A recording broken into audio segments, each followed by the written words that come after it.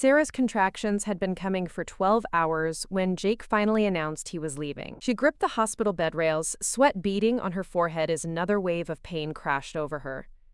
"I can't do this anymore," he said, not meeting her eyes. "Lisa needs me. Her mom is in the ICU, and she's falling apart. I have to go to her." Sarah stared at him in disbelief, her breath coming in short gasps. "I'm having your baby, Jake. Right now. This is happening right now." But he was already grabbing his jacket, his phone buzzing with what Sarah assumed were urgent texts from Lisa, his ex-girlfriend, who had conveniently reappeared in their lives 3 months ago with one crisis after another. "The nurses will take care of you," Jake said, finally looking at her, but with the distant expression she'd grown to hate over the past few weeks. "I'll be back as soon as I can." He kissed her forehead with the same mechanical affection he'd been showing her since Lisa's return, and then he was gone. Sarah watched the door close behind him and felt something break inside her that had nothing to do with labor pains. She was alone, bringing their child into the world while he comforted another woman. The irony wasn't lost on her that she was literally delivering their future while he was choosing his past. The next 6 hours blurred together in a haze of pain, exhaustion, and overwhelming loneliness. Her mother lived across the country and couldn't get a flight until the next day. Her best friend Emma was deployed overseas with the military. The nurses were kind and professional, but they weren't the person who was supposed to be holding her hand, telling her she was strong, sharing the moment when their child took their first breath. When baby Grace finally arrived at 3:47 a.m., Sarah held her daughter and cried tears that mixed joy with profound sadness. This should have been the most beautiful moment of her life, but instead it felt like the end of something she desperately wanted to believe in. Jake returned the next morning with flowers and apologies, but Sarah could smell Lisa's perfume on his shirt. "How is she? How's our baby?" he asked, as if he hadn't abandoned them during the most vulnerable moment of their lives. Sarah looked at him holding Grace, cooing over their daughter with what seemed like genuine love and wonder, and felt a confusing mix of emotions. Part of her wanted to forgive him, to believe that this moment would change everything, that becoming a father would make him remember what was important. But a larger part of her was already planning her exit strategy. "She's perfect," Sarah said quietly, watching Jake's face soften as Grace gripped his finger. 10 fingers, 10 toes, everything where it should be. What she didn't say was that she'd spent the early morning hours staring at her daughter and wondering whose eyes she really had.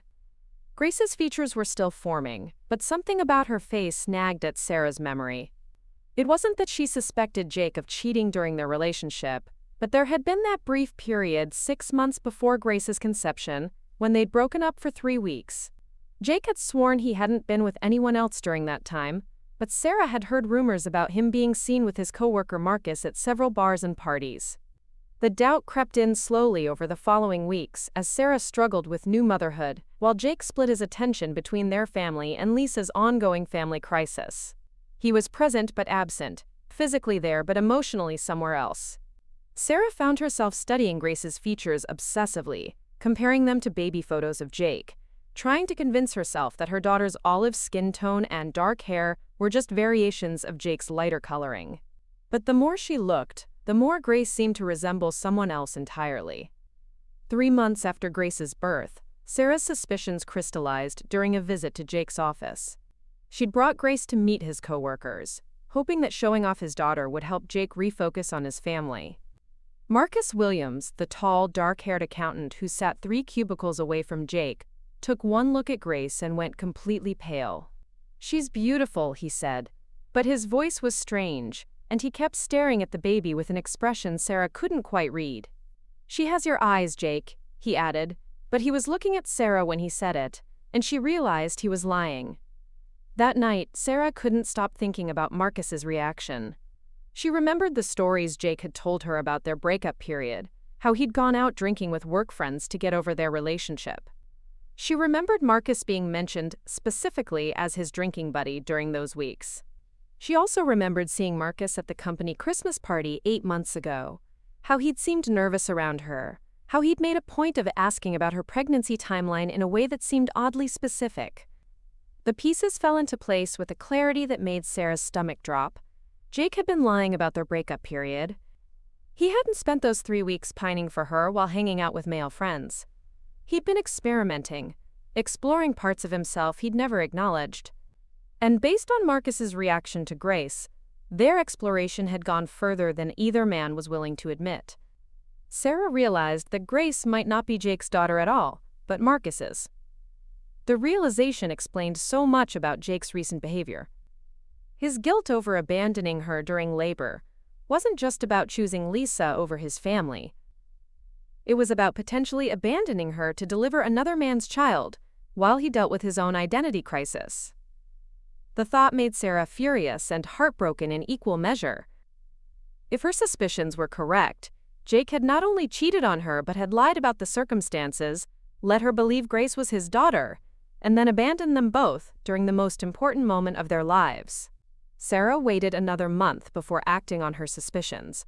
She needed to be certain, and she needed to plan carefully. A paternity test would reveal the truth, but it would also potentially destroy multiple lives and relationships. She watched Jake interact with Grace during those weeks, noting how his affection seemed genuine, but also somehow forced, as if he were trying to convince himself as much as anyone else that this was his child. Meanwhile, Marcus had become increasingly awkward around the family. When Sarah brought Grace to office events, he found excuses to leave early or stay on the opposite side of the room. When Jake talked about Grace in the office, Marcus would get quiet and change the subject. The more Sarah observed his behavior, the more convinced she became that her instincts were correct. The breaking point came when Jake announced he was taking a weekend trip with Lisa to help her sort through her mother's estate. "It's just a few days," he said, not meeting Sarah's eyes as he packed his bag. "Lisa really needs the support, and her family specifically asked if I could help." Sarah looked at him packing clothes for what was supposedly a somber family obligation, and noticed he'd included his best cologne and the shirt she'd always said made him look handsome. This wasn't about helping a friend through grief. This was about choosing Lisa over his family once again. "Take all the time you need," Sarah said calmly, though inside she was seething. "Grace and I will be fine." After Jake left, she called her mother and asked her to come stay for a week. "I need to sort some things out," she explained without going into details. Then she scheduled appointments for paternity testing, one for Jake and Grace, and one for Marcus and Grace. She would get her answers, and then she would decide what to do with them. Getting Marcus to agree to the test required a conversation that was one of the most difficult of Sarah's life. She invited him for coffee under the pretense of discussing a surprise party for Jake's birthday. When they were seated in a quiet corner of the cafe, she pulled out photos of Grace and laid them on the table between them. "She's beautiful, isn't she?" Sarah said, watching Marcus's face carefully. "Everyone says she looks just like her father." Marcus shifted uncomfortably, his eyes darting between the photos and Sarah's face. "She's lovely," he said carefully. "Jake must be so proud." Sarah leaned forward slightly, keeping her voice gentle but direct. "Marcus, I need to ask you something, and I need you to be honest with me. During the 3 weeks when Jake and I were broken up last year, did you two spend time together? Not just as friends, but as something more?" The color drained from Marcus's face, and Sarah had her answer before he even spoke. "I don't know what you're implying," he started, but his voice was shaking. Sarah reached across the table and touched his hand gently. "I'm not here to judge or cause problems. I just need to know the truth about Grace's paternity. If you're her father, you have a right to know, and she has a right to know who her father really is." Marcus was quiet for a long time, staring at the photos of Grace with tears in his eyes. Finally, he spoke so quietly that Sarah had to lean in to hear him. "It was only a few times. Jake was drunk and confused and angry about your breakup. We'd always been close friends, but that time was different. He said he was questioning everything about himself, about what he wanted. But then you two got back together, and he made me promise to never mention it. I too, the AVPUs. He said it was a mistake, that he wasn't gay or bisexual, that it was just the alcohol and the emotions." Sarah felt a mix of vindication and sadness wash over her. Her instincts had been correct, but knowing the truth didn't make the situation any easier. "Marcus," she said gently, "I think Grace might be your daughter. Will you take a paternity test with me? Whatever the results are, we'll figure out how to handle them together." Marcus agreed to the test, though he was clearly terrified of the implications. They scheduled it for the following week, along with Jake's test, which Sarah planned to obtain through Grace's pediatrician under the guise of routine genetic screening. She would have answers soon, but she wasn't sure she was prepared for how those answers would change all their lives.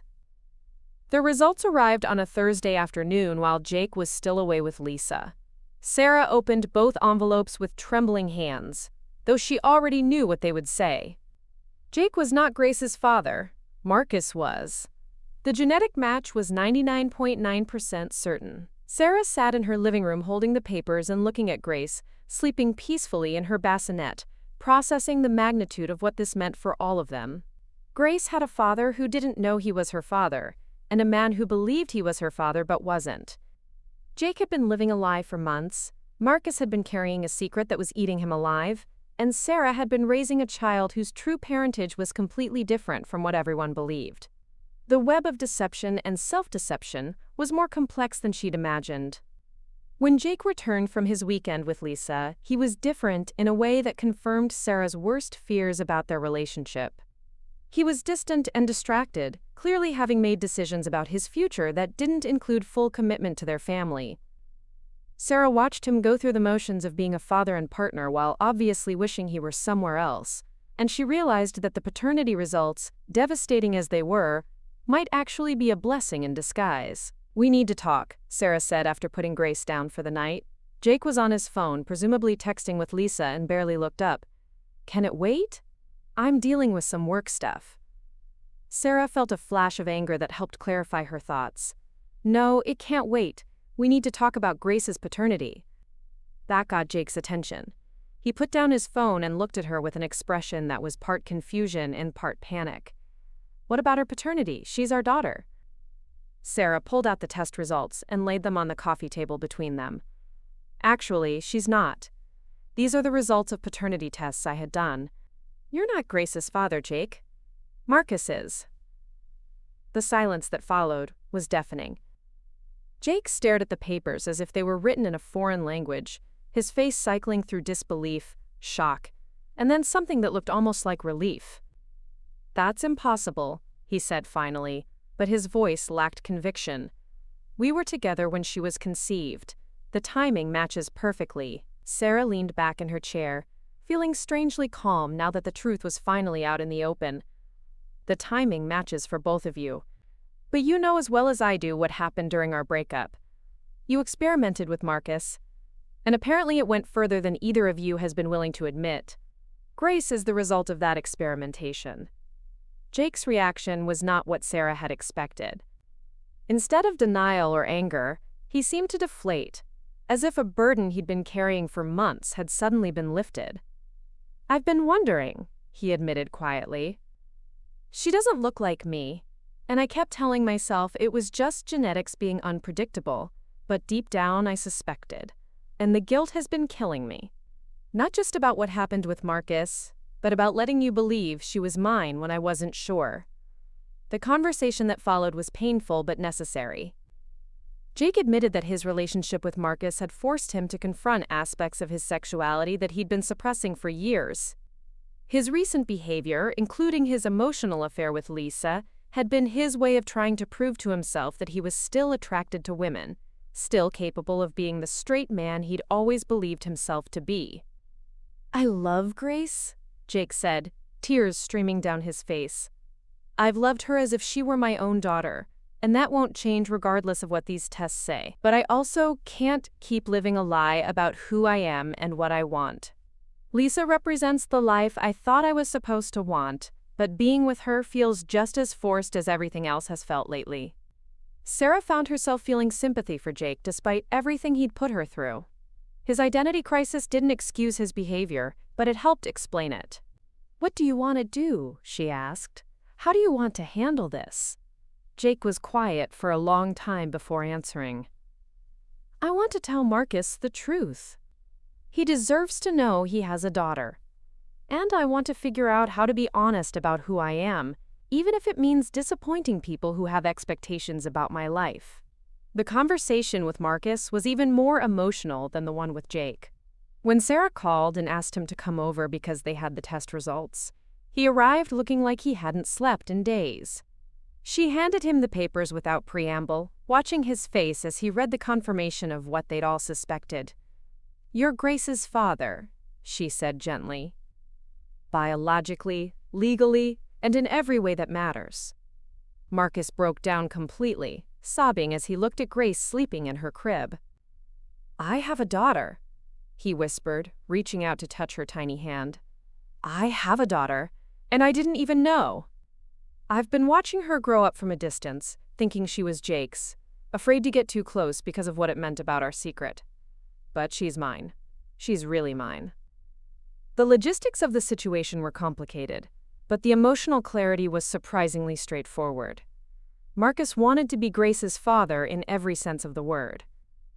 Jake wanted to maintain a relationship with Grace, but also wanted the freedom to explore his identity, without the pressure of maintaining a facade of heterosexual domesticity. Sarah wanted her daughter to know and be loved by her real father while also preserving the stability and love that Jake had provided. They agreed to a gradual transition that would allow Grace to adjust to the changing family dynamics while giving Marcus time to learn how to be a father. Jake would remain involved in Grace's life as a beloved family friend and uncle figure, but Marcus would take on the role of primary father. Sarah and Marcus would explore co-parenting while Jake figured out what he wanted his life to look like. The first few months of the new arrangement were awkward and emotional for everyone involved. Marcus had to learn how to care for an infant while processing the magnitude of discovering he was a father. Jake had to adjust to stepping back from the parental role while dealing with his own identity questions.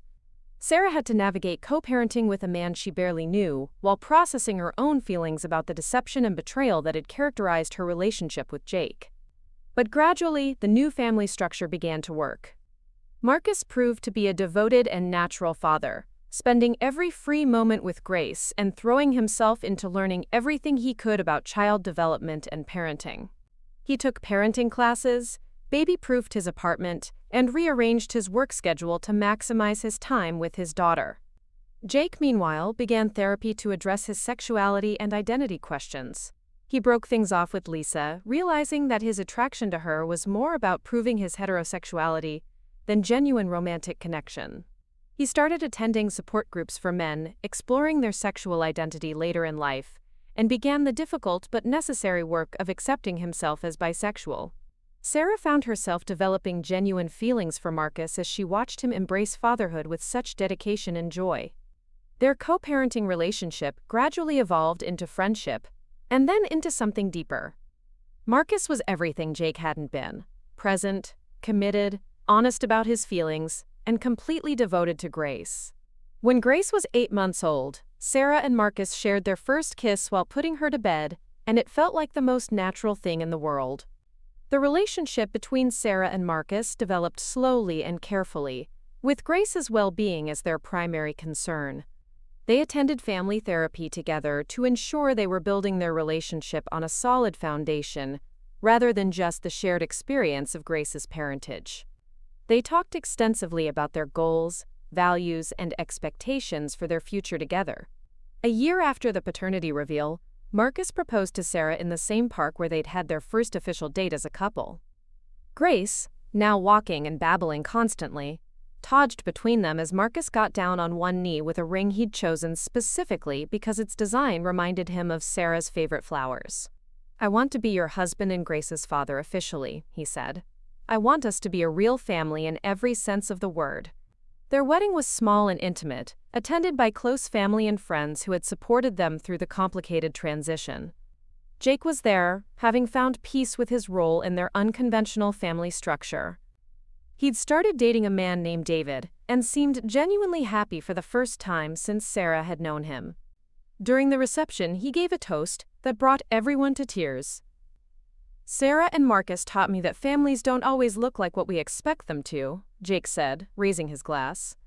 Sometimes the people who are meant to be together find each other in the most unexpected ways. Grace is lucky to have parents who love her enough to put her needs first, and I'm lucky to be part of a family that values truth and love over convention. Grace grew up knowing the full story of her parentage, told in age-appropriate ways as she got older. She called Marcus Daddy and Jake Uncle Jake, but she understood that Jake had loved her as his own daughter before anyone knew the truth about her biological father. She had 3 adults who adored her and were committed to her happiness and well-being. By the time Grace started school, the unconventional family structure had become completely normal for all of them. Marcus and Sarah had built a strong marriage based on mutual respect, shared values, and their deep love for Grace. Jake had found happiness with David and had become a cherished part of their extended family, attending birthday parties, holidays, and school events as Grace's beloved uncle. The crisis that had begun with Jake's abandonment during labor had ultimately led to a family structure that was more honest, loving, and stable than anything Sarah could have imagined. Grace was surrounded by adults who had chosen to love and support her, rather than being trapped in relationships built on deception and unfulfilled expectations. Sarah often reflected on how different her life might have been if Jake hadn't left during labor, if she'd never discovered the truth about Grace's paternity, if they'd continued living the lie that was slowly destroying them all. The betrayal and abandonment that had felt like the end of the world at the time had actually been the beginning of something better than she'd dared to hope for. Years later, when Grace asked about the story of her birth and the unusual circumstances of her family's formation, Sarah would tell her that sometimes the most difficult moments in life turned out to be the ones that led to the greatest happiness. Grace's birth had marked not just the beginning of her life, but the beginning of all of their journeys toward becoming the people they were meant to be. The man who had left Sarah during labor thinking he was abandoning his own child had discovered his true identity and found genuine love. The man who had unknowingly fathered a child had become a devoted father and husband. And Sarah, who had felt abandoned and betrayed in her most vulnerable moment, had found a love and partnership that exceeded all her dreams. Sometimes she realized the worst betrayals led to the best discoveries, and the most painful endings made room for the most beautiful beginnings. 5 years after their wedding, Sarah and Marcus had settled into a rhythm of family life that felt both extraordinary and perfectly ordinary. Grace was now 6 years old, a precocious kindergartner with Marcus's gentle nature and Sarah's fierce determination. She had inherited her father's analytical mind and her mother's emotional intelligence, making her surprisingly perceptive about the adults around her. During family dinners, she would ask pointed questions that often left the grown-ups scrambling for age-appropriate answers. "Why did Uncle Jake think he was my daddy before you knew you were my real daddy?" Grace asked one evening over spaghetti, her question delivered with the casual curiosity that only children could manage. Marcus and Sarah exchanged glances across the table, a wordless communication they'd perfected over years of navigating these conversations. They'd always been committed to honesty with Grace, but explaining adult relationships and identity struggles to a 6-year-old required careful consideration. "Sometimes grown-ups make mistakes about important things," Marcus explained, wiping sauce from Grace's chin. "Uncle Jake and Mommy thought they knew who your daddy was, but they were wrong. When we found out the truth, we all worked together to make sure you had the best family possible." Grace nodded solemnly, processing this information with the seriousness she brought to all family discussions. "But Uncle Jake still loves me, even though I'm not his real daughter?" she asked, and the vulnerability in her voice made both parents' hearts ache. "Uncle Jake loves you just as much as if you were his biological daughter," Sarah assured her. "Love doesn't depend on sharing DNA.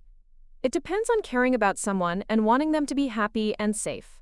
Grace seemed satisfied with this explanation and returned to her spaghetti, but Sarah knew these conversations would become more complex as Grace got older and began to understand the fuller implications of her family's story. The relationship between Jake and their family had evolved into something that surprised everyone with its depth and stability. Initially, Sarah had worried that Jake's involvement would create confusion for Grace or complications for her marriage with Marcus. Instead, Jake had become an integral part of their support system, providing perspective and wisdom that came from his unique position in their family's history. Jake's relationship with David had also matured into something solid and committed. They'd been together for 3 years now, and David had seamlessly integrated into their extended family network. He was wonderful with Grace, bringing a playful energy that complemented Jake's more reserved nature. The four adults had developed genuine friendships that transcended the complicated circumstances that had brought them together. During Grace's 6th birthday party, Sarah watched Jake and David helping Marcus set up the backyard obstacle course, while Grace supervised from her throne-like birthday chair, and marveled at how natural it all felt. 2 years earlier, the sight of her ex-boyfriend and his male partner collaborating with her husband might have felt strange or forced. Now it just felt like family. "You know," her mother commented, appearing beside Sarah with a cup of coffee, "when you first told me about the paternity situation, I thought this was going to be a disaster that would traumatize Grace for life. Instead, she's got more loving adults in her corner than most kids could dream of." Sarah's mother, Patricia, had been skeptical of the unconventional arrangement initially, but had become one of its strongest advocates after seeing how well it worked in practice. The success of their family structure had not gone unnoticed in their community. Other families dealing with complex custody, adoption, or blended family situations often sought their advice about navigating multiple parent figures and maintaining stability for children. Sarah and Marcus had become informal mentors for families creating non-traditional support systems, sharing the lessons they'd learned about communication, boundary setting, and prioritizing children's needs. One family they'd been particularly close to was the Hendersons, who had adopted 2 siblings from foster care while maintaining relationships with the children's birth parents and previous foster families. Like Grace, the Henderson children had multiple adults who loved them and wanted to be involved in their lives. The 2 families often got together for holidays and celebrations, creating a larger community of people who understood that love and family could take many forms. Grace thrived in this environment of multiple supportive relationships. She was confident, articulate, and remarkably emotionally mature for her age. Her teachers consistently commented on her ability to navigate social situations and her natural leadership qualities. She was also exceptionally good at reading people's emotions and responding appropriately, skills that Sarah attributed to growing up in a family where emotional intelligence and communication were prioritized. The stability of Grace's family life allowed Sarah and Marcus to pursue their own interests and goals while maintaining their focus on parenting. Sarah had returned to school to complete her master's degree in family therapy, inspired by her own experience navigating complex family dynamics. She was particularly interested in helping families dealing with issues related to sexuality, identity, and non-traditional family structures. Marcus had been promoted to senior accountant at his firm and was considering starting his own practice. His experience with their family's financial planning during the transition period had sparked an interest in helping other families navigate the economic challenges of divorce, separation, and family restructuring. He was taking evening classes in financial counseling and family mediation. Their individual growth and shared experiences had strengthened their marriage in ways that Sarah sometimes found surprising. They'd built their relationship during a crisis, but they'd sustained it through daily choices to support each other's dreams and maintain their connection even when life got busy. They made time for weekly date nights, whether it was dinner out or just sitting on their back porch after Grace went to bed, talking about their hopes and concerns. One evening, as they sat watching Grace practice cartwheels in the backyard while Jake and David grilled dinner, Marcus brought up a topic they'd been dancing around for months. "I've been thinking about us having another baby," he said quietly, his eyes on Grace's determined attempts to perfect her form. "Not because Grace needs a sibling, but because I'd love to experience pregnancy and birth with you from the beginning." Sarah felt her heart skip at the mention of pregnancy and birth. Her experience with Grace's delivery was still a source of pain, despite all the positive changes that had resulted from Jake's abandonment. The idea of sharing that experience with someone who would be truly present and committed was both thrilling and terrifying. "I'd love that too," she admitted. "But I'm also scared. What if something goes wrong? What if there are complications with the birth or the baby's health?" They talked through their hopes and fears about expanding their family, discussing practical considerations like their finances, Sarah's school schedule, and how another child would affect Grace's place in their family structure. They also talked about more complex questions like how Jake and David would fit into a new baby's life, and whether their unconventional family setup would become more challenging to manage with additional children. After several months of discussion and planning, Sarah and Marcus decided to try for another baby. The decision felt right in a way that was both rational and deeply emotional. They wanted to build on the love and stability they'd created, and they felt ready to navigate the challenges and joys of welcoming another child into their unique family constellation.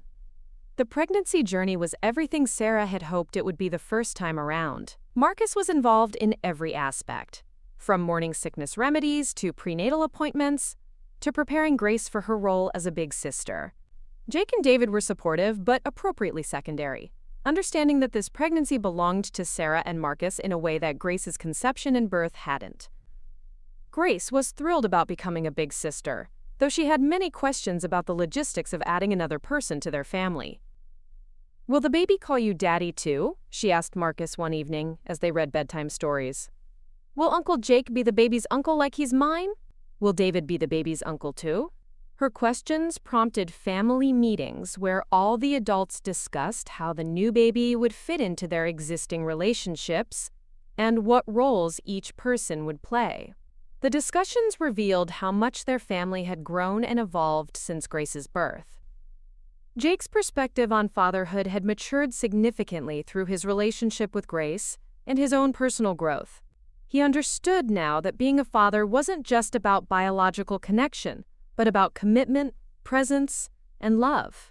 His relationship with Grace had taught him about unconditional love and the joy of watching a child grow and develop. David's perspective was also valuable in planning for the new baby. As someone who had entered their family constellation as an adult without any previous connection to the complicated history, he offered insights about how their arrangements might look to outsiders and how to help the new baby understand their family structure as they grew up. When Sarah went into labor with their second child, the experience was everything she'd dreamed it could be. Marcus never left her side, holding her hand through every contraction and breathing exercise. Jake and David stayed with Grace, taking her to school and keeping her routine normal, while Sarah and Marcus focused on bringing their new daughter into the world. Emma Rose was born on a sunny Tuesday morning in May, after a labor that was shorter and less traumatic than Grace's birth.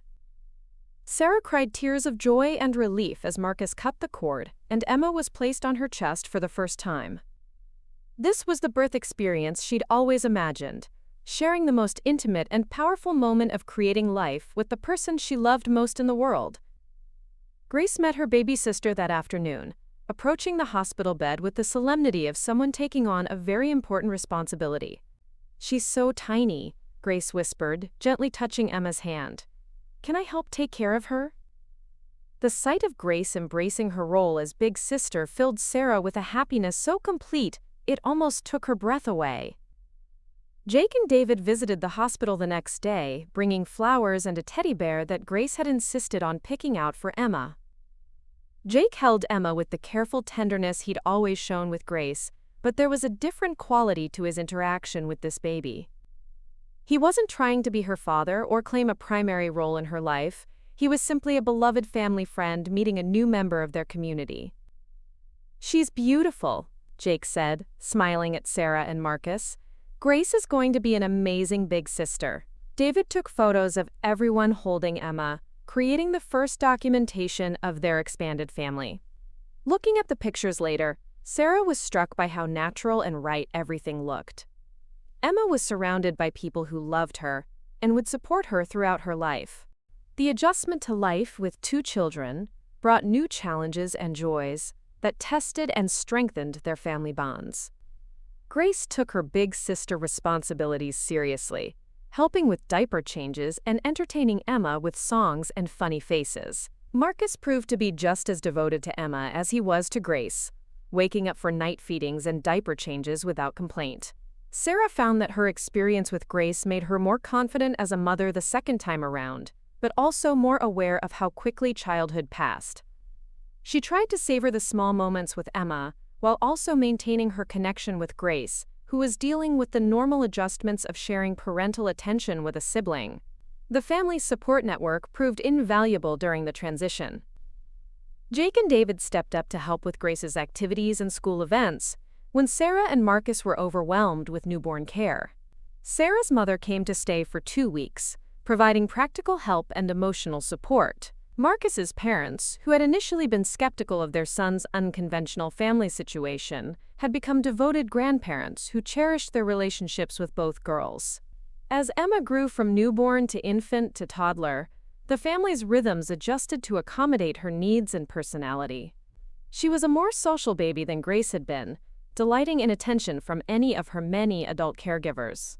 She seemed to intuitively understand that she belonged to a large network of people who cared about her, reaching for anyone who would hold her, and smiling at familiar faces. The dynamic between the sisters was everything Sarah had hoped for. Grace was protective and nurturing with Emma, while Emma idolized her big sister and tried to copy everything Grace did. They played together, fought occasionally, and clearly adored each other in the way that only siblings could. Watching her daughters interact reminded Sarah of her own childhood relationship with her younger brother, who lived across the country but visited regularly. Grace and Emma would have the advantage of growing up in a stable, loving home with multiple supportive adults, something Sarah deeply appreciated given her own more complicated family background. As the girls grew, Sarah and Marcus began discussing long-term plans for their family and careers. Sarah was completing her master's degree and considering pursuing doctoral studies in family therapy. Marcus was still planning to start his own accounting practice, with a focus on helping families navigate financial challenges during major life transitions. Their professional interests were increasingly influenced by their personal experiences with family complexity and the insights they'd gained from navigating their own unconventional situation. They both felt called to help other families find solutions to seemingly impossible circumstances, knowing firsthand that creative approaches to family challenges could lead to outcomes better than anyone initially imagined. The success of their family had also attracted attention from researchers studying alternative family structures and their effects on child development. Sarah and Marcus had participated in several longitudinal studies tracking how children in non-traditional families fared compared to those in conventional nuclear families. The preliminary results suggested that children like Grace and Emma, who grew up with multiple committed adult caregivers, often showed enhanced social skills and emotional resilience. One study had particularly interested Sarah because it challenged conventional assumptions about family stability and child outcomes. The research suggested that children who experienced family transitions handled respectfully and with their needs prioritized often developed stronger coping skills and more flexible thinking than children from families that maintained traditional structures despite underlying problems. Grace, now 8 years old and in 3rd grade, was indeed showing signs of the emotional intelligence and adaptability that the research predicted.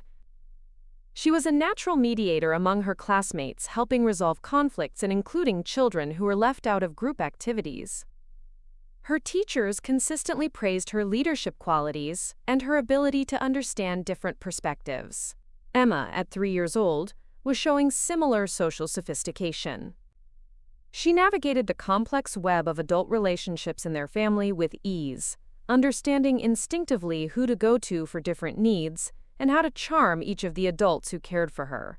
She called Marcus Daddy, Jake Uncle Jake, and David Uncle David, but she clearly understood that these were all people who loved her and would keep her safe. The clarity of roles and relationships in their family had evolved naturally over time, rather than being artificially imposed. Each adult had found their place based on their strengths, interests, and the children's needs. Marcus was the primary father figure who handled discipline, bedtime routines, and major decisions. Jake was the fun uncle who planned adventures and taught the girls about creativity and self-expression. David brought practical skills like cooking and home repair, while also providing a male perspective that was different from both Marcus and Jake. Sarah remained the central figure who coordinated everyone's involvement and made sure the children's needs were being met by the appropriate people. She'd become expert at managing the communication and scheduling required to make their complex family function smoothly. It was work that required constant attention and adjustment, but it was also deeply rewarding to see how well it served their children. The financial arrangements had also evolved to reflect everyone's roles and responsibilities. Marcus and Sarah handled the major expenses related to the children's needs, while Jake and David contributed to special activities, gifts, and family vacations. Everyone participated according to their ability and their level of involvement, with regular family meetings to discuss any changes or adjustments needed. These practical conversations had strengthened rather than strained their relationships, because they were always framed around what was best for Grace and Emma, rather than what was most convenient for the adults. The children's well-being remained the North Star that guided all their decisions, even when those decisions required personal sacrifice or compromise. As Grace approached her 9th birthday, she began asking more sophisticated questions about family structures and why theirs was different from most of her friends' families. She'd noticed that most of her classmates had 2 parents who lived together, and she was curious about why her family included more adults and different living arrangements. Sarah and Marcus had always planned for these conversations, knowing that Grace would eventually need more detailed explanations about her family's origins and structure. They approached the discussion with honesty appropriate to her age, explaining that families could be formed in many different ways, and that what mattered most was love, commitment, and taking care of each other. Some families have 1 parent, some have 2, and some, like ours, have more than 2 adults who all care about the children, Sarah explained during one of their regular family talks. What makes a family special isn't how many people are in it or how it got started, but how much the people love each other and work together to take care of everyone's needs. Grace nodded thoughtfully, processing this information with the seriousness she brought to all important topics. "I like having more people who love me," she said finally. "And I like that Emma and I have so many adults who want to help us with things." Her acceptance and appreciation of their family's structure reinforced Sarah's confidence that they'd made the right choices for their children. Emma, while too young for detailed explanations, was absorbing the family's values through daily experience. She saw adults who communicated respectfully with each other, who prioritized children's needs, and who worked together to solve problems. She was learning that families could be flexible, and that love came in many forms. The stability and success of their family had given Sarah and Marcus the confidence to become more public about their experiences. They'd begun speaking at conferences about alternative family structures, sharing their story with other families facing similar challenges. They always emphasized that their solution worked for them but might not work for everyone, and that the key was honest communication, shared values, and unwavering commitment to children's well-being. Their speaking engagements had connected them with other families who were creating innovative approaches to complex family situations. They'd met families dealing with surrogacy arrangements, adoption complexities, military deployments, and various other circumstances that required creative solutions. The common thread among successful families was their willingness to prioritize relationships and communication over conventional expectations. One family they'd become particularly close to was dealing with a situation that mirrored their own in some ways. A couple had discovered that their son was actually the biological child of the husband's brother, following a brief encounter during a separation period. Like Sarah's family, they were working to create a structure that honored all the relationships while prioritizing the child's needs. These connections had reinforced Sarah's belief that their family's success wasn't unique or unrepeatable. With the right attitudes and support systems, many families could navigate complex circumstances and create loving, stable environments for children. The key was abandoning rigid expectations about what families should look like and focusing instead on what actually worked for the people involved. As Emma approached her 4th birthday and Grace prepared to enter 4th grade, Sarah found herself reflecting on how much their family had accomplished and how much they still hoped to achieve. The crisis that had begun with Jake's abandonment during Grace's birth had ultimately created a family structure that exceeded all her dreams for love, stability, and happiness. The man who had left her during labor had discovered his authentic self and found genuine love while remaining a cherished part of their children's lives. The man who had unknowingly fathered Grace had become not just a devoted father but also a loving husband and stepfather to Emma. And Sarah herself had transformed from a woman who felt abandoned and betrayed into someone who felt deeply loved and supported by a network of people committed to her family's well-being. Standing in her backyard on a summer evening, watching Grace push Emma on the swing set while Marcus grilled dinner and Jake and David set up the picnic table, Sarah marveled at the ordinary magic of their extraordinary family. The children's laughter filled the air, mixing with the adults' conversation and the sounds of a neighborhood full of families sharing dinner and conversation. This was what happiness looked like, Sarah realized. Not the absence of problems or complications, but the presence of people who chose to love and support each other through whatever challenges arose.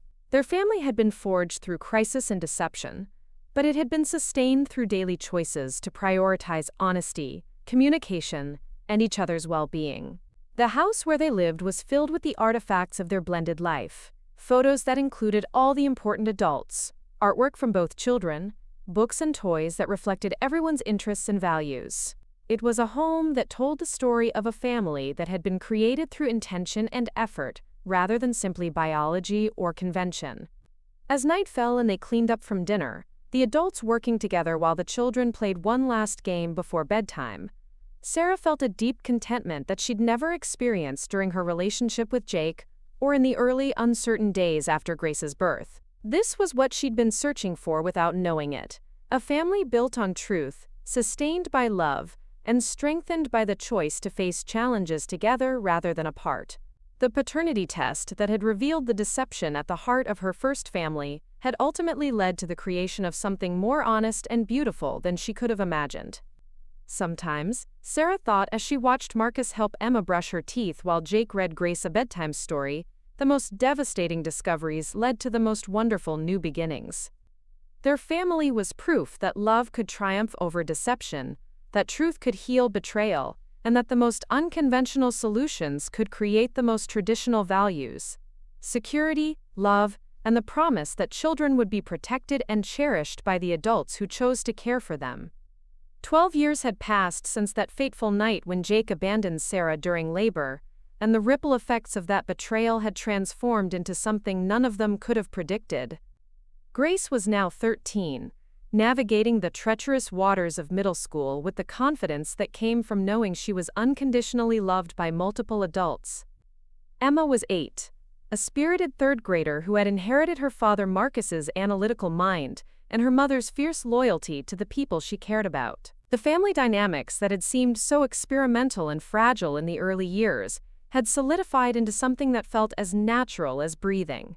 Grace called family meetings when she needed help with problems, knowing that between Sarah, Marcus, Jake, and David, she had access to a range of perspectives and expertise that most teenagers could only dream of.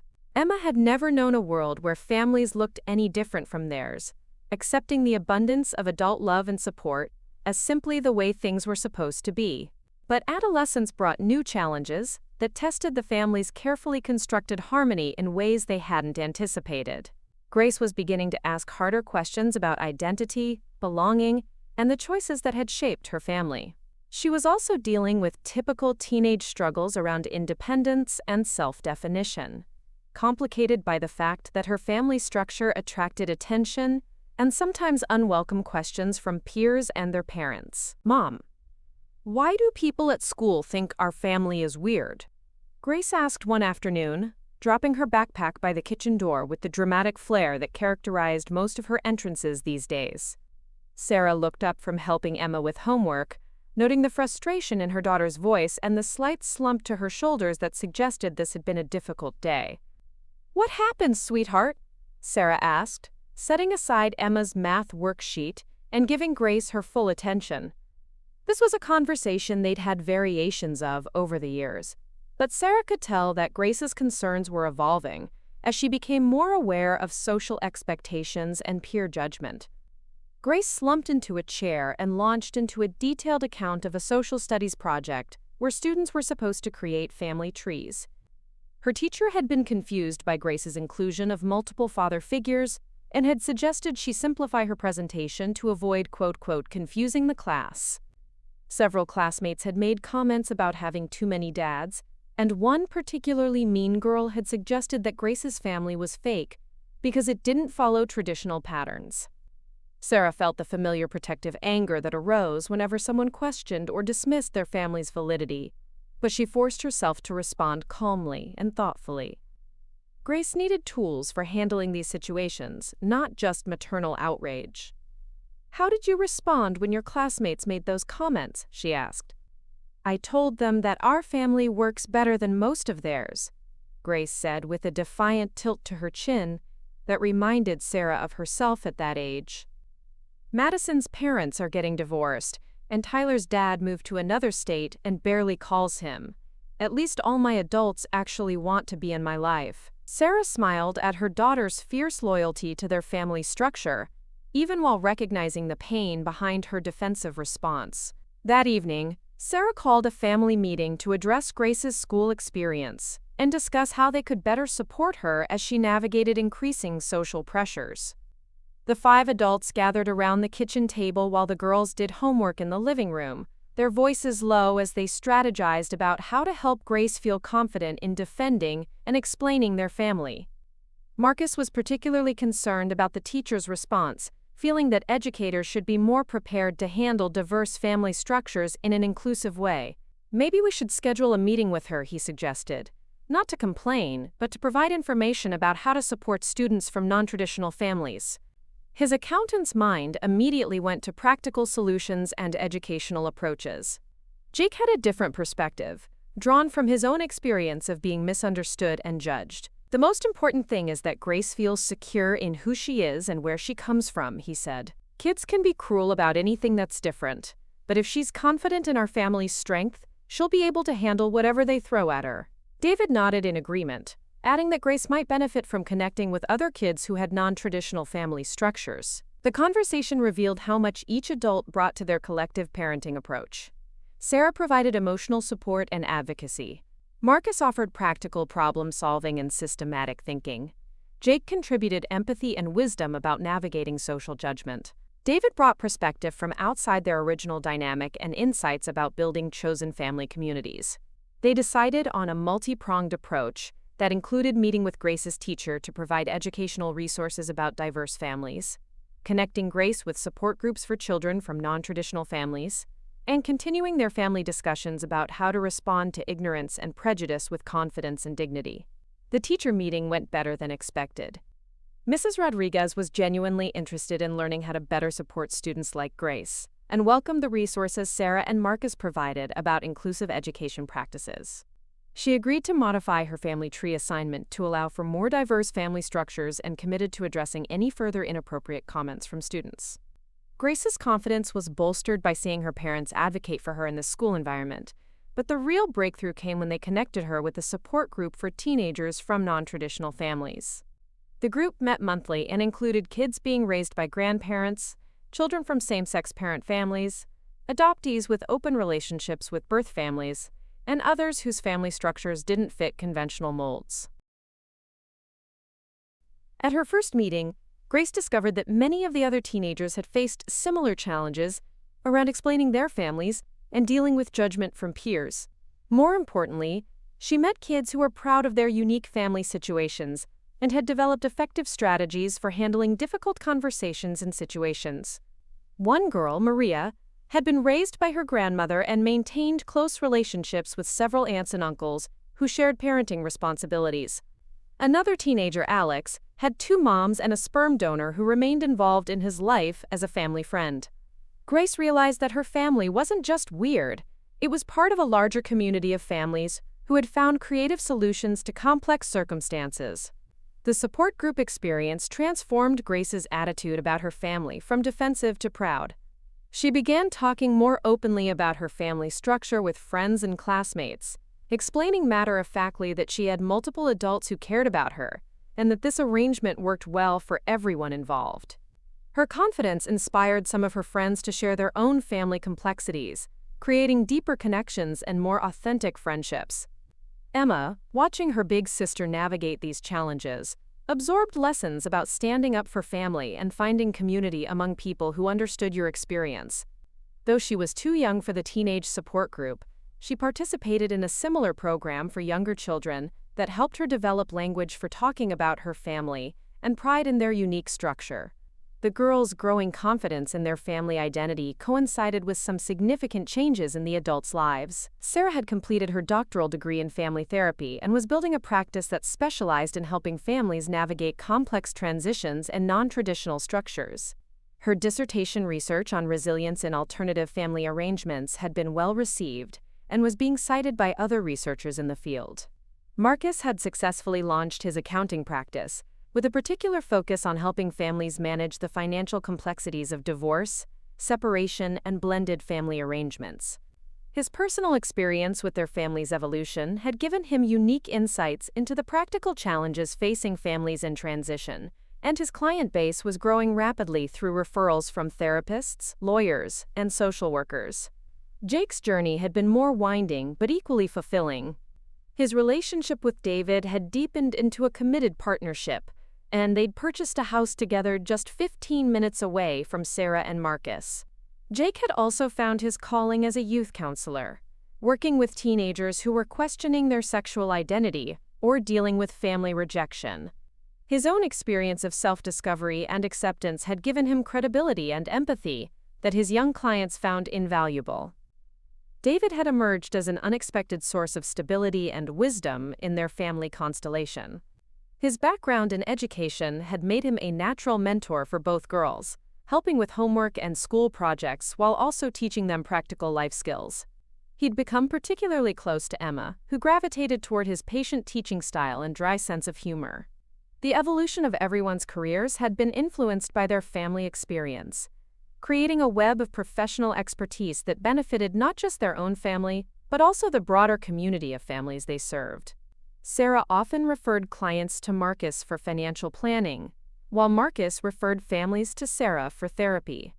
Jake's work with questioning youth sometimes involved family sessions with Sarah, and David's educational insights informed all of their approaches to supporting the girls' academic and social development.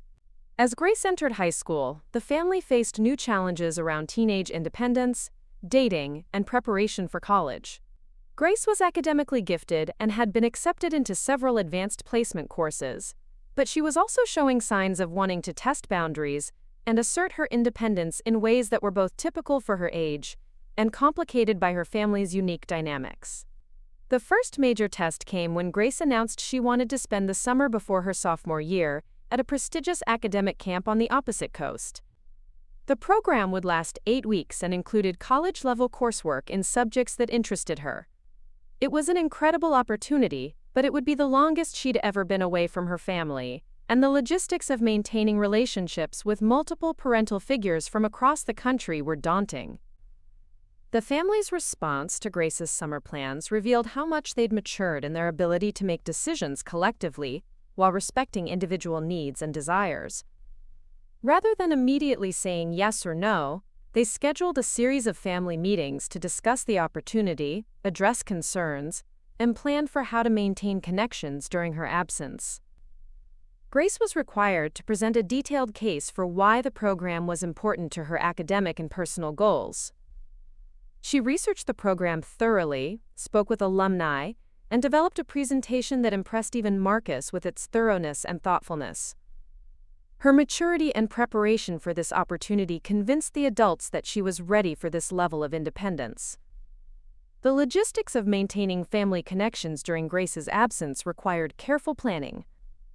They established regular video call schedules that accommodated everyone's availability and Grace's program schedule.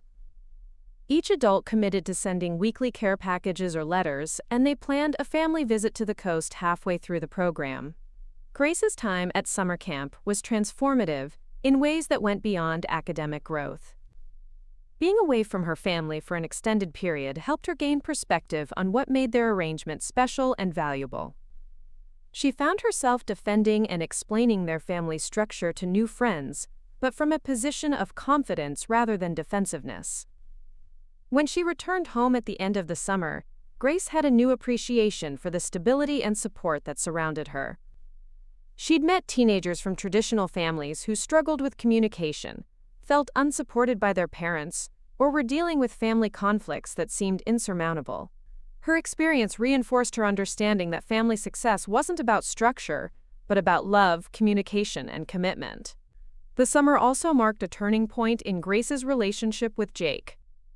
During their weekly video calls, she'd begun confiding in him about social challenges and identity questions in ways she hadn't before. His perspective as someone who had struggled with identity and self-acceptance resonated with her teenage experiences of trying to figure out who she was and where she fit in the world. Jake's role in Grace's life had evolved from substitute father to beloved uncle to trusted mentor, and now seemed to be developing into something like an older brother or close family friend. The relationship was unique and valuable precisely because it wasn't constrained by traditional parental expectations or responsibilities. Emma, meanwhile, had thrived during Grace's absence, enjoying the extra attention from all the adults while also developing more independence and confidence. She'd started taking piano lessons with David, learned to cook simple meals with Sarah, helped Marcus with basic bookkeeping tasks for his practice, and accompanied Jake to several of his youth group meetings, where she charmed the teenage participants with her 8-year-old wisdom. When Grace returned, Emma had grown in ways that surprised everyone. She was more articulate about her feelings, more confident in social situations, and had developed her own relationships with each of the adults that didn't depend on Grace's presence or mediation. The sisters' reunion was joyful, but also marked a subtle shift in their dynamic as they both recognized that Emma was becoming more independent. Grace's sophomore year brought new academic challenges and social opportunities that tested the family's ability to support her growing independence while maintaining their close connections.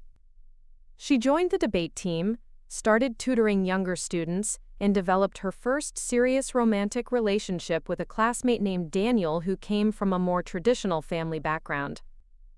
Introducing Daniel to their family was another milestone that required careful navigation.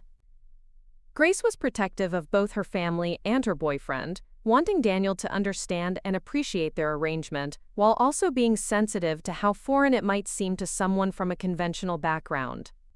The introduction went better than anyone expected. Daniel was initially surprised by the number of adults at what he'd expected to be a simple dinner with Grace's parents, but he quickly picked up on the warmth and affection that characterized their family interactions. By the end of the evening, he was asking thoughtful questions about how their arrangement worked and expressing admiration for the level of support Grace received. Daniel's acceptance of their family was partly due to his own experience of family complexity. His parents were divorced, and he spent time with multiple households, including step-parents and half-siblings. While his family's structure was more conventional than Grace's, he understood the dynamics of navigating relationships with multiple parental figures and maintaining connections across different households. Grace's relationship with Daniel also provided an opportunity for the family to discuss expectations and boundaries around teenage dating. The multiple adults meant that Grace had access to different perspectives on relationships, dating, and sexuality, but it also meant that decisions about rules and guidelines required coordination among several people with potentially different views. The family approached these conversations with the same commitment to open communication and collective decision-making that characterized all their major discussions. They talked about their values around respect, consent, and emotional maturity, and established guidelines that felt appropriate for Grace's age and level of responsibility. These discussions revealed how much their family's approach to communication and problem-solving had influenced both girls' development. Grace was able to articulate her thoughts and feelings clearly, ask for what she needed, and negotiate boundaries in ways that impressed all the adults. Emma, though younger, was also showing signs of developing strong communication skills and emotional intelligence. As Grace progressed through high school, the family began discussing college plans and how their relationships might evolve when she became an adult living independently. Grace was academically strong enough to have options at top universities, but she was also considering how different colleges might affect her ability to maintain close relationships with her large support network. The college planning process revealed some interesting dynamics around identity and belonging that hadn't fully emerged before. Grace was proud of her family and wanted to maintain close connections with everyone, but she was also curious about what it would be like to be just another college student without having to explain or defend her family structure to new people. Sarah found herself experiencing conflicted emotions about Grace's approaching independence.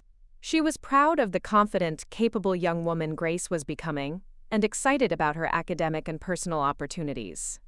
But she was also aware that Grace's departure for college would mark the end of an era for their family and the beginning of a new phase that would require different kinds of relationships and connections. Marcus was focused on the practical aspects of college planning, helping Grace understand financial aid options and the long-term implications of different educational choices. His involvement in college planning felt natural and appropriate, but it also highlighted how completely he had embraced his role as Grace's father in every way that mattered. Jake's perspective on Grace's college plans was colored by his own experience of self-discovery and identity exploration during his early 20s. He encouraged Grace to choose a college that would challenge her intellectually and expose her to diverse perspectives, even if it meant being farther from home. His support for her independence was unwavering, even though he would miss their regular interactions. David approached Grace's college planning from an educational perspective, helping her think through academic programs and campus cultures that might be good fits for her interests and personality. His insights were valuable partly because he wasn't emotionally invested in keeping Grace close to home and could offer objective advice about her options. Emma's reaction to discussions about Grace's eventual departure for college was more emotionally complex. She was excited about her sister's opportunities and proud of Grace's achievements, but she was also anxious about how their family would change when Grace wasn't part of their daily routine. Emma had never known life without Grace as her constant companion and protector. The family decided to address Emma's concerns directly rather than minimizing them or assuming she would simply adjust. They talked about how families evolved as children grew up and how their love and connections could remain strong even when daily routines changed. They also discussed how Emma might develop closer individual relationships with each of the adults as she got older and had more independence herself. These conversations about change and growth led to some of the deepest discussions the family had ever had about their values, hopes, and expectations for the future. They talked about what they wanted their relationships to look like when both girls were adults, with their own families and careers. They discussed how they might maintain their connections while respecting everyone's independence and individual choices. Grace's junior year of high school brought increasing academic pressure and more concrete college planning. But it also brought an unexpected challenge that tested the family's resilience in new ways. Jake was diagnosed with a serious illness that required extensive treatment and temporarily limited his ability to maintain his usual level of involvement with the family. The diagnosis was a shock that forced everyone to confront their mortality and the fragility of the relationships they'd built. Jake had been such a consistent presence in both girls' lives that imagining their family without him felt impossible and terrifying. The adults rallied around Jake and each other, but the girls struggled with fear and uncertainty about what his illness might mean for their family. Grace's response to Jake's diagnosis revealed the depth of her emotional maturity and her understanding of love and loyalty. She insisted on being involved in his care planning and treatment decisions, arguing that she was old enough to handle difficult information and that hiding things from her would be more harmful than helpful. Her advocacy for transparency and inclusion in adult concerns impressed everyone with its wisdom and strength. Emma's reaction was more typical for her age. She was scared and wanted reassurance that Jake would be okay and that their family wouldn't change. The adults worked together to provide Emma with age-appropriate information about Jake's condition, while also offering the emotional support and stability she needed to feel secure. Jake's illness also created an opportunity for the family to demonstrate their commitment to each other in concrete ways. David took on additional caregiving responsibilities without being asked. Sarah coordinated medical appointments and insurance issues. Marcus handled financial planning related to treatment costs. And both girls contributed to Jake's care with visits, letters, and help with daily tasks. The experience of supporting Jake through his illness strengthened the family's bonds in ways that surprised everyone. They discovered reserves of love, resilience, and mutual support that they hadn't known they possessed. Jake's recovery was gradual but complete, and the experience left the entire family with a deeper appreciation for their relationships and a stronger commitment to maintaining their connections. Grace's senior year of high school was marked by college acceptances, scholarship awards, and the usual mix of excitement and anxiety that characterized the transition to adulthood. She had been accepted to several excellent universities, including her top choice, a prestigious liberal arts college known for its strong academic programs and diverse student body. The family's approach to Grace's college decision reflected everything they had learned about communication, respect, and collective decision-making over the years. Grace was given primary authority over her choice, but she actively sought input from all the adults about factors like academic programs, campus culture, financial considerations, and distance from home. In the end, Grace chose a college that was a 6-hour drive from home, far enough to feel independent, but close enough for regular visits and involvement in family events. The decision felt right to everyone and represented a healthy balance between Grace's need for independence and the family's desire to maintain close connections. As Grace's graduation approached, the family began planning celebrations and transitions that honored both her achievements and their continuing relationships. They organized a graduation party that included extended family, friends, and community members who had supported Grace throughout her childhood. The event was a celebration not just of Grace's individual success, but of the family's collective accomplishment in raising a confident, capable, and loving young woman. The graduation ceremony itself was emotional for everyone involved. Watching Grace walk across the stage to receive her diploma, Sarah was struck by how much had changed since that terrible night 18 years earlier, when Jake had abandoned her during labor. The scared, abandoned young woman she had been then could never have imagined the strong, loving family they had built together. Marcus felt overwhelming pride in the young woman Grace had become and gratitude for the journey that had brought him into her life. He thought about the DNA test that had revealed his biological connection to Grace, but he knew that biology was the least important part of their father-daughter relationship. What mattered was the daily choice to love, support, and believe in each other. Jake watched Grace's graduation with tears in his eyes, thinking about the complicated path that had led him to this moment. His decision to leave Sarah during labor had been the worst choice of his life, but it had ultimately led to discoveries about himself and opportunities for growth that had made him a better person. His relationship with Grace was one of his greatest sources of pride and joy. David felt honored to be included in such an important family milestone, aware that his presence in Grace's life had been a gift rather than an obligation. He had chosen to love and support Grace, and she had chosen to accept him as family. Their relationship was a testament to the power of chosen family and intentional love. Emma watched her sister's graduation with a mixture of pride and sadness. Excited about Grace's future but also anxious about how her departure would change their family dynamics. She was beginning to understand that growing up meant letting go of some things while holding on to others, and that love could remain strong even when relationships evolved. As the graduation ceremony ended and the family gathered for photos and celebrations, Sarah looked around at the group of people who had become her chosen family. They had started as strangers brought together by crisis and deception, but they had become something stronger and more meaningful than any of them could have imagined. The man who had left her during labor had become a cherished friend and co-parent. The man who had unknowingly fathered her child had become her beloved husband and partner. The women who had been abandoned and betrayed had become confident and secure in ways she had never thought possible. The children who had been born into complexity had thrived in ways that exceeded everyone's hopes. Standing in the parking lot outside the graduation venue, surrounded by balloons and flowers and the laughter of two daughters who felt completely loved and supported, Sarah marveled at the journey that had brought them all together.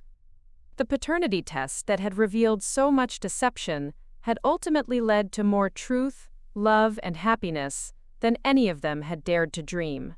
Grace was heading off to college in the fall, ready to explore the world and discover who she wanted to become as an adult.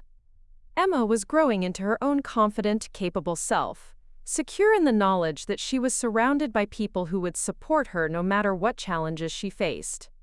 The adults had found their places in a family structure that honored everyone's contributions while prioritizing the children's well-being above all else. As they drove home from graduation, the family already planning Grace's farewell party and discussing Emma's upcoming school year, Sarah reflected on how the worst betrayal of her life had led to the greatest blessings. Sometimes, she thought, the most devastating discoveries opened doors to possibilities that were better than anything you had originally planned. Their family was living proof that love could triumph over deception, that truth could heal betrayal, and that the most unconventional solutions could create the most traditional values: security, belonging, and the unwavering knowledge that you were exactly where you belonged. As Grace settled into her freshman year at college, the family's communication patterns adapted to include regular video calls, care packages, and planned visits that kept everyone connected despite the physical distance. Grace thrived in the academic environment and made friends easily, but she also discovered that living away from her support network highlighted just how unique and valuable their family structure really was. Her dorm mate, Jessica, came from a wealthy but emotionally distant family, where her parents were too busy with their careers to provide much guidance or support. Grace found herself sharing advice and perspective that came directly from her experience of having multiple adults who were genuinely invested in her well-being. "You're so lucky," Jessica told her during one of their late-night conversations. "I wish I had even one adult who talked to me the way all of yours talk to you." Meanwhile, Emma was adjusting to life as an only child at home for the first time.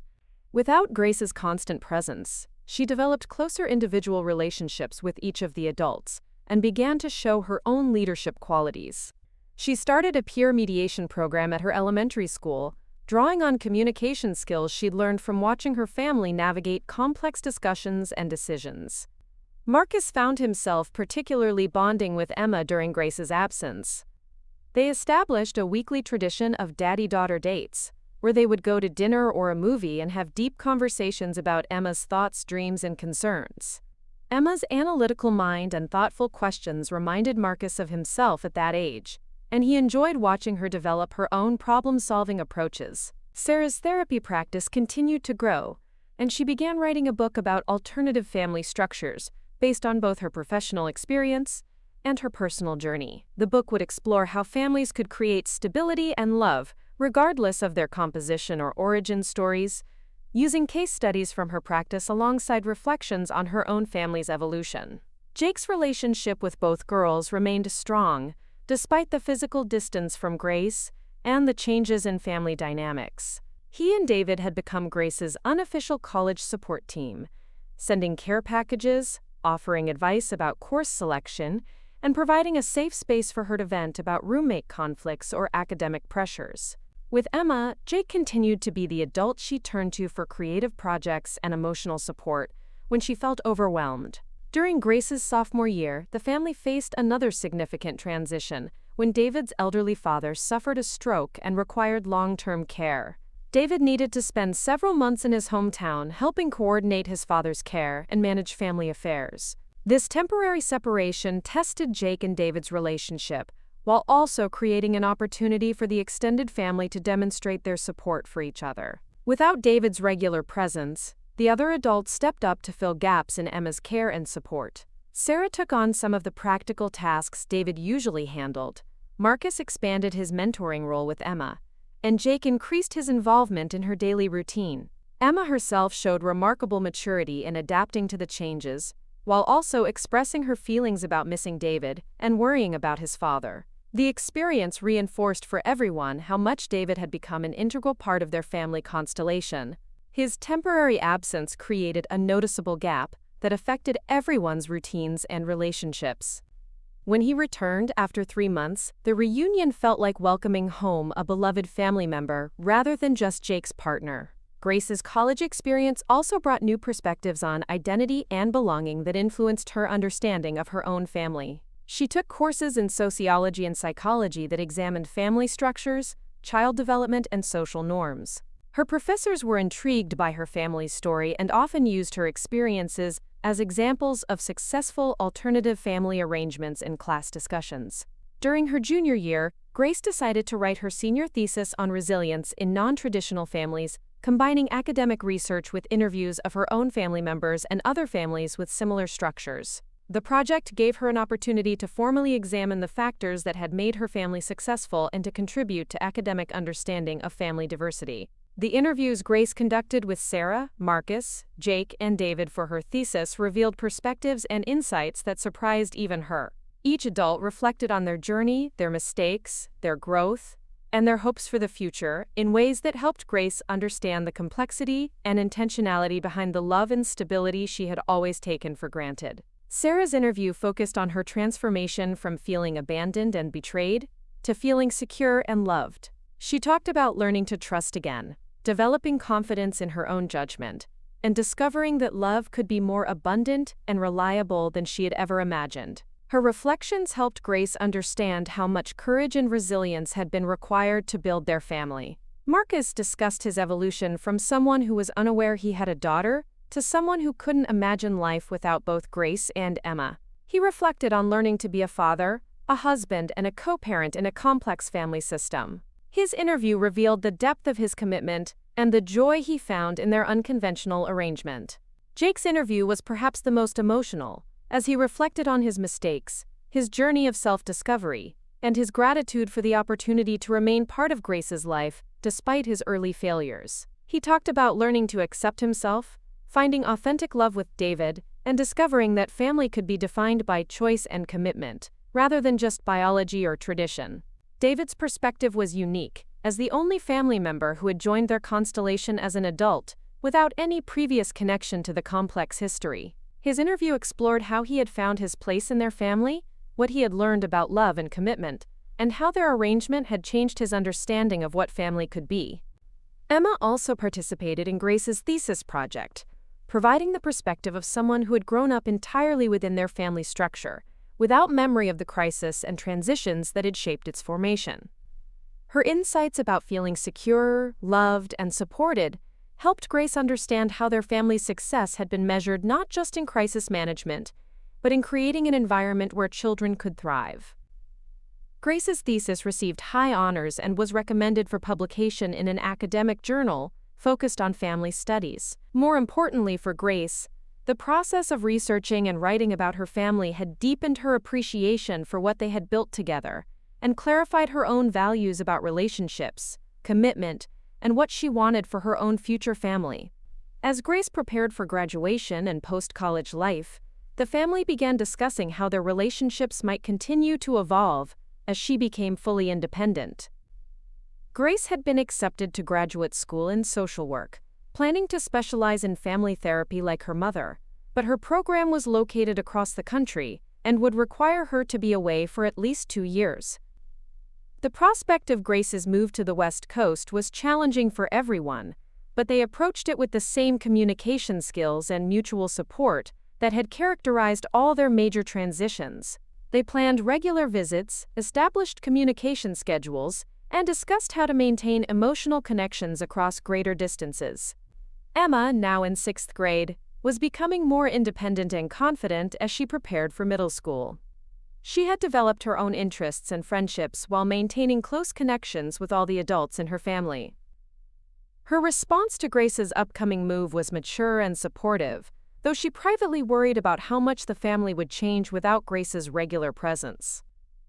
Grace's college graduation was another milestone celebration that brought together their extended community of friends, colleagues, and other families they had connected with over the years. The event was a testament to how much their family had contributed to their broader community, and how many people had been inspired by their example of creating love and stability through intention and commitment. During the graduation ceremony, Sarah found herself reflecting on the 18-year journey from Jake's abandonment during labor to this moment of celebration and transition. Grace was graduating summa cum laude, heading to graduate school, and clearly prepared for whatever challenges and opportunities lay ahead. The scared, abandoned woman Sarah had been during Grace's birth could never have imagined the confident, supported mother she had become. As the family gathered for photos after the ceremony, with Grace in her cap and gown surrounded by all the adults who had shaped her life, Sarah marveled at the beauty and complexity of what they had created together. The paternity test that had revealed so much deception had ultimately led to more truth, love, and possibility than any of them had dared to imagine. The journey was far from over, with Grace's graduate school years ahead, Emma's teenage years approaching, and all the adults continuing to grow and evolve in their own lives and careers. But standing together in the sunshine after Grace's graduation, surrounded by the evidence of love chosen and sustained over time, Sarah knew that whatever challenges lay ahead, they would face them together with the same commitment to honesty, communication, and each other's well-being that had carried them through every previous transition.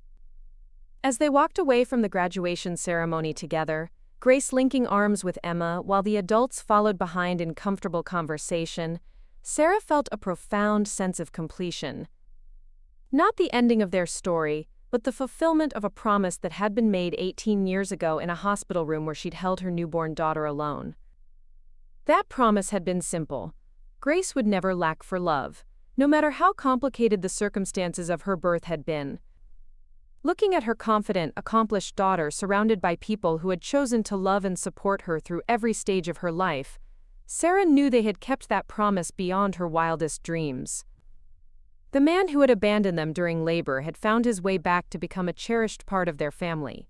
The man who had unknowingly fathered Grace had become the devoted husband and father Sarah had always hoped for. The woman who had felt broken and betrayed had discovered strength she never knew she possessed. And the children who had been born into complexity had grown into young women who understood that love came in many forms, and that families were built through daily choices rather than mere biology. As they reached their cars in the parking lot, Emma tugged on Sarah's hand. "Mom," she said, looking up with eyes that held Marcus's thoughtfulness and Sarah's determination. "Are we going home now?" Sarah looked around at the circle of people who had become her chosen family. Marcus loading flowers into the trunk, Jake and David comparing photos on their phones, Grace already planning her next adventure, and smiled. "Yes, sweetheart," she said, squeezing Emma's hand. "We're going home." And for the first time since that terrible night 18 years ago, the word home meant exactly what it was supposed to mean. A place where everyone belonged, where love was abundant and unconditional, and where the truth had finally set them all free. The end.